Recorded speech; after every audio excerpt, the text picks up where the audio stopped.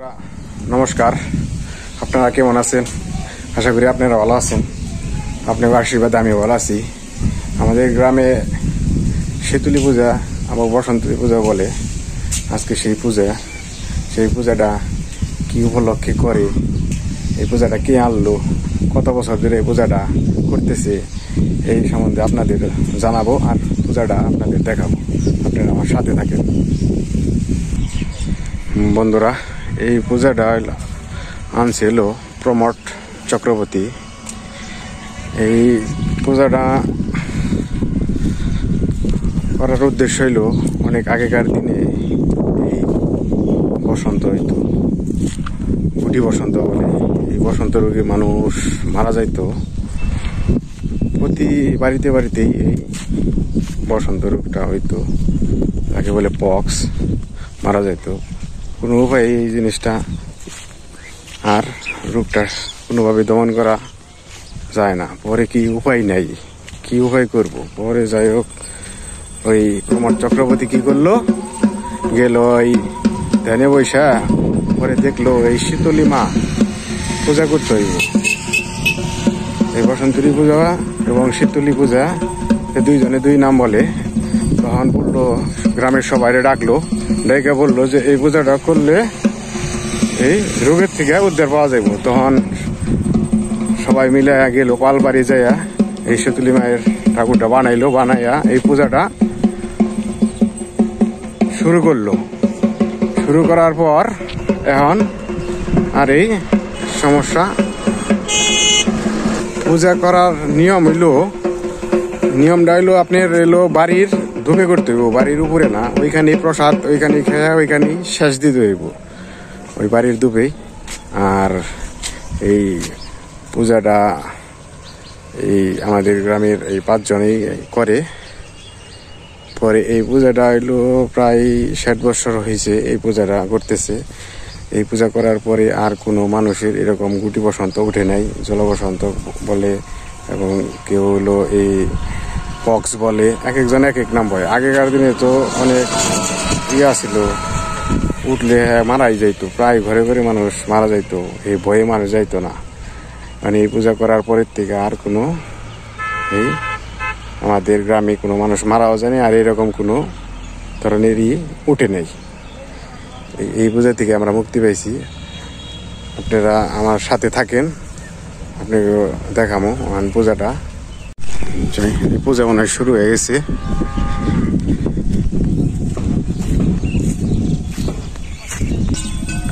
এই যে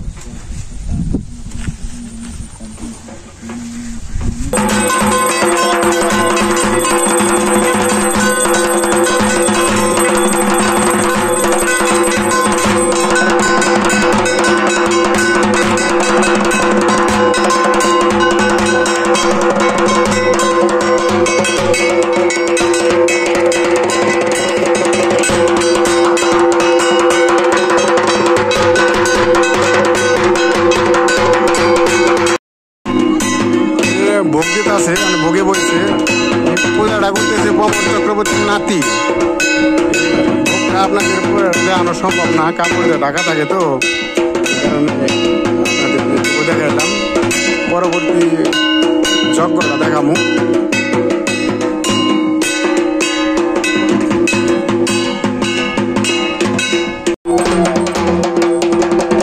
যজ্ঞ করা হয়েছে।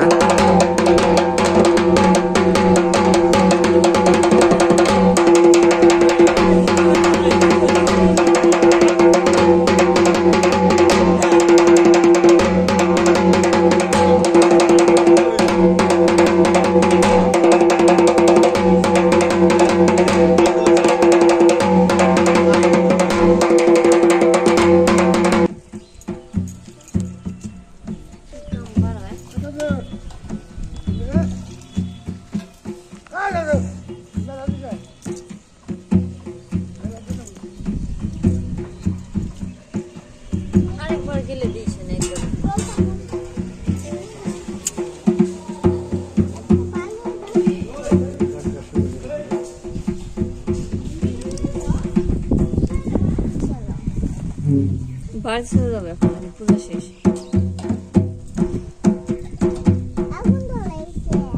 দেখো কি করে, যজ্ঞ করে, আগুন জ্বালায় নেই।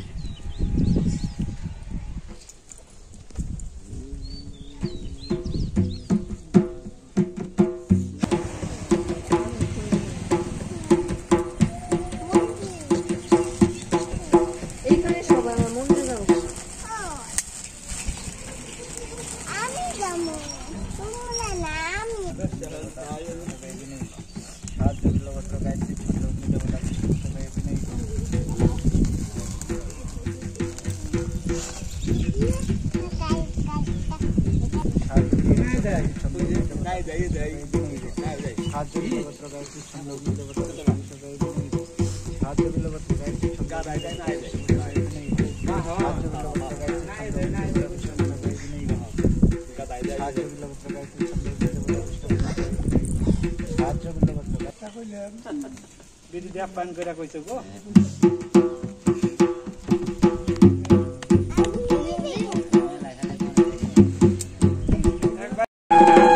যজ্ঞ শেষ হইল।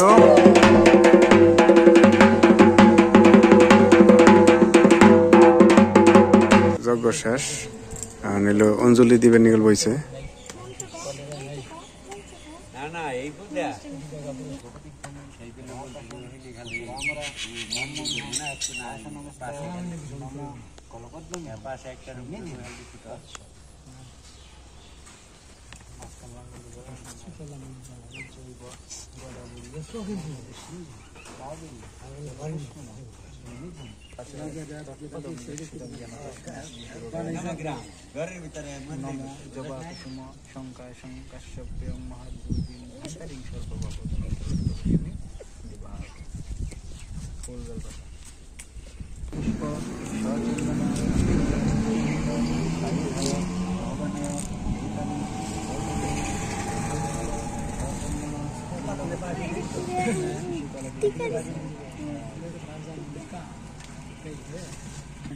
অঞ্জলি শেষ হইল।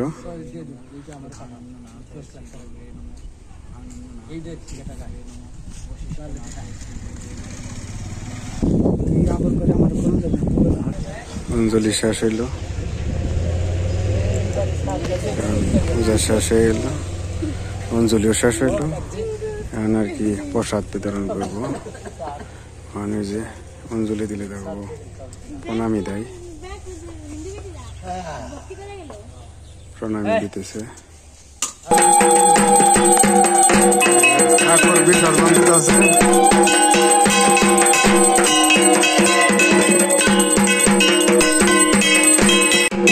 বিসর্জন দেওয়া শেষ হইল।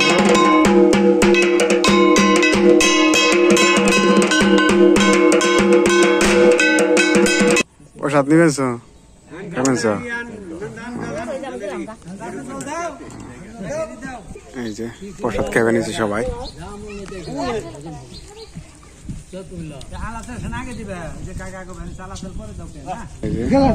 সবাই প্রসাদ নিবেন,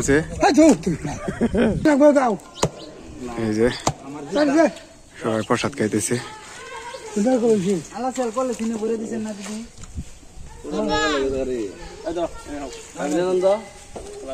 সবার প্রসাদ খেতেছি যাই হোক মামা প্রসাদ কেমন দা